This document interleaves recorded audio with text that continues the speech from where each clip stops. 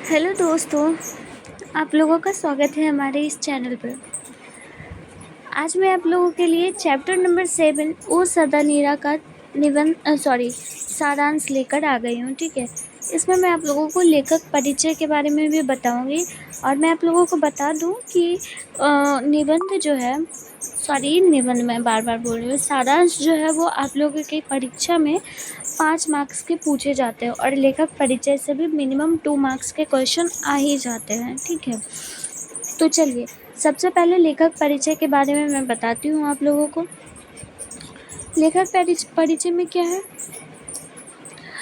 लेखक कौन है? ओ सदा नीरा के जगदीश चंद्र माथुर। कौन है? जगदीश चंद्र माथुर। आप लोग भी रिपीट कीजिए तभी याद होगा। इनका जन्म कब हुआ? तो 16 जुलाई 1917 को हुआ। 16 जुलाई 1917 को हुई है। जन्मभूमि इनकी कहाँ है? ज़्यादा नहीं याद रखना है, आप लोग उत्तर प्रदेश याद रख लीजिए, बहुत काफ़ी है। ठीक है, इनकी निधन कब हुई? 14 मई 1978 को, 1978 को। इसमें इम्पोर्टेंट क्या है? इनका लेखक का नाम, उनका जन्म स्थान, उनका जन्म ज़्यादा इम्पोर्टेंट है। निधन उतना इम्पोर्टेंट नहीं, लेकिन फिर भी आप लोग याद कर लीजिए। ओके, चलिए आगे बढ़ते हैं हम लोग। जगदीश चंद्र माथुर की कुछ रचनाएं हैं। उनकी रचनाएं क्या क्या है देख लेते हैं।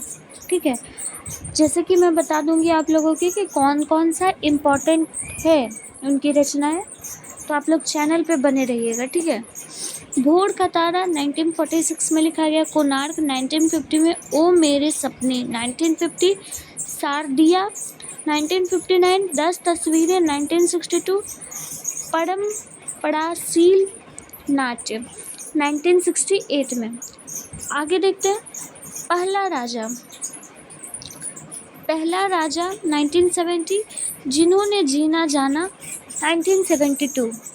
इतना तक समझ आ गया? कोई दिक्कत नहीं है। मैं लास्ट में आप लोगों को बता दूंगी कि इनके कौन से रचनाएं जो है वो ज़्यादा महत्वपूर्ण है। ठीक है, चलिए अब हम लोग सारांश देखते हैं। सारांश में क्या है? सारांश हम लोगों के सामने है ये। ठीक है, जगदीश चंद्र माथुर ओ सदा नीरा सरस्वत निबंध के माध्यम से गंडक नदी को उदार बनाकर उसके किनारे बसे संस्कृत और जीवन की झांकी पेश करते हैं। सबसे पहले तो हम ये बता देते हैं आप लोगों को कि इस पाठ में आखिरकार बात किस चीज़ के बारे में की गई है। तो गंडक नदी के बारे में बात की गई है। किस चीज़ के बारे में? गंडक नदी के बारे में, और उसके किनारे बसे गए जितने भी वासी हैं, जितने भी लोग हैं, उनके बारे में बात की गई है। ठीक है, यहाँ तो कोई दिक्कत नहीं। आगे देखते हैं। सर्वप्रथम चंपारण क्षेत्र के प्राकृतिक वातावरण का वर्णन करते हुए उसकी एक एक अंग का सुंदरता पूर्वक वर्णन करते हैं। चंपारण के जो क्षेत्र, जितने भी चंपारण के जो क्षेत्र है, उसकी प्राकृतिक के वातावरण का वर्णन करते हैं।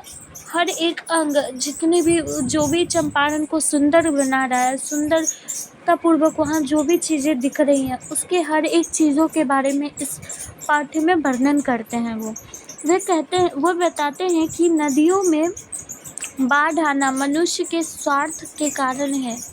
यदि महावन जो चंपारण से गंगा तट तक फैला हुआ था ना करता तो बाढ़ न आती। वहीं वह कहते हैं कि धर्माधर मानव पूजा पाठ केसरी गली सामग्री को गंगा नदी में प्रवाहित कर उसे दूषित कर रहा है। देखिए, वो बताते हैं कि नदियों में बाढ़ क्यों आता है? मनुष्य के पाप बढ़ने के कारण आता है, ऐसा वो उनका कहना है, जगदीश चंद्र माथुर का। ठीक है, वो कहते हैं कि हम जो लोग हैं, जो भी पूजा पाठ की सामग्री होती है, जितने भी कचरे होते हैं ना, पूजा पाठ का कचरा नहीं कह सकते हैं, पाप लगेगा। पूजा पाठ का जितना भी सामान होता है जो कि यूज़ हो चुका है, उस सामग्री को गंगा में हम लोग स्थापित कर देते हैं। मतलब कि प्रवाहित कर देते हैं, तो उससे हमारी जो नदियां हैं वो दूषित होती है, इसके कारण बाढ़ आ जाती है, ऐसा भी कहना है। आगे देखिए, जगदीश चंद्र माथुर मध्ययुगीन समाज की सच्चाई भी बताते हैं कि आक्रमण के कारण या अपनी महत्वाकांक्षा के तृप्ति के लिए मुसलमान शासकों ने अंधाधुंध जंगलों की कटाई की, इसके कारण भी आ गई बाढ़, ऐसा कहते हैं। जो भी मुगल साम्राज्य थे, जो भी मुसलमान थे, उन्होंने जंगलों की कटाई करी थी, इसके कारण जो है वो बाढ़ आ गई थी। इसी तरह यहाँ उनके संस्कृत आए और यहीं बस गए हैं, सभी ने उसका दोहन ही किया। चंपारण के प्रत्येक स्थल पर प्राचीन युग से लेकर आधुनिक युग में गांधी के चंपारण आने तक के पूरे इतिहास को अपनी लेखनी के माध्यम से अच्छे बुरे प्रस्ताव को खंगोलते हैं। मतलब कि इसमें चंपारण में जो भी घटनाएं क्रम हुई गांधी जी के द्वारा, उनके हर एक इतिहास को भी इस पाठ में बताया गया है। ठीक है, हर चीज़ को इस पाठ में बताया गया है।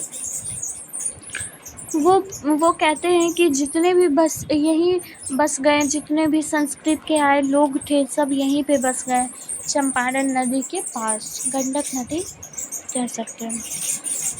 अंत में गंडक की महिमा का बखान करते हुए कहते हैं कि ओ सदा नीरा, ओ नारायणी, ओ महागंडक, युगों में दीनहीन जनता इस विविध नामों से तुझे संबोधित करती रही है, और तेरे पूजन के लिए जिस मंदिर की प्रतिष्ठा हो रही है उसके नींव बहुत गाढ़ी है, इसे तू ठुकरा ना पाएगी।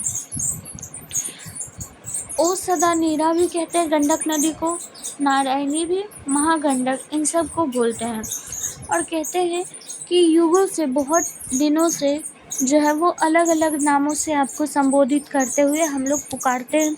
और जितने भी पूजे पाठ होती हैं, जितने भी जो पूजा पाठ की गई सामग्री बची हुई रहती है, उसे आपके अंदर ही प्रस्तावित की जाएगी, इससे आप कभी नहीं बच पाएंगे। आप इस चीज़ को मत ठुकराइए, बहुत गाढ़ी है इसकी नींव।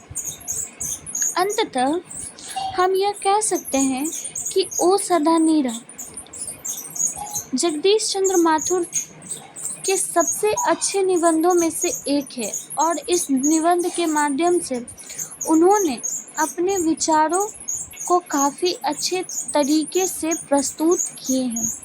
देखिए, सबसे पहली बात तो कि ये तो एक निबंध था, लेकिन हम आपको ये बता रहे हैं, सारांश बता रहे हैं। ठीक है, अंत में आप लोग लिखिएगा कि हमें ओ सदा नीरा जो जगदीश चंद्र माथुर जी के द्वारा लिखा गया है, रचित किया गया है, वो एक निबंध था, और उनके जितने भी निबंध लिखे हुए हैं उनमें से एक सर्वश्रेष्ठ निबंध इनका ये भी है। ठीक है, और इनमें इन निबंध में उन्होंने अपने विचारों को बहुत अच्छे तरीके से हम लोगों के सामने प्रस्तुत किया है। ठीक है, हमें आशा है कि आपको ये निबंध नहीं, हाँ निबंध भी कह सकते हैं, और सारांश ये आपको समझ आया हो। ठीक है, और ये निबंध यहीं पे समाप्त होता है। 5 नंबर आप लोगों के पूरे मिल जाएंगे अगर आप लोग अच्छे से खुद से भी लिखने की कोशिश कीजिए जी, खुद से प्रैक्टिस कीजिए। ठीक है, और मैं मिलती हूँ फिर नेक्स्ट वीडियो में। तब तक के लिए चैनल को सब्सक्राइब कर दीजिए और वीडियो को लाइक कर दीजिए अगर पसंद आया हो तो। तब तक के लिए बाय।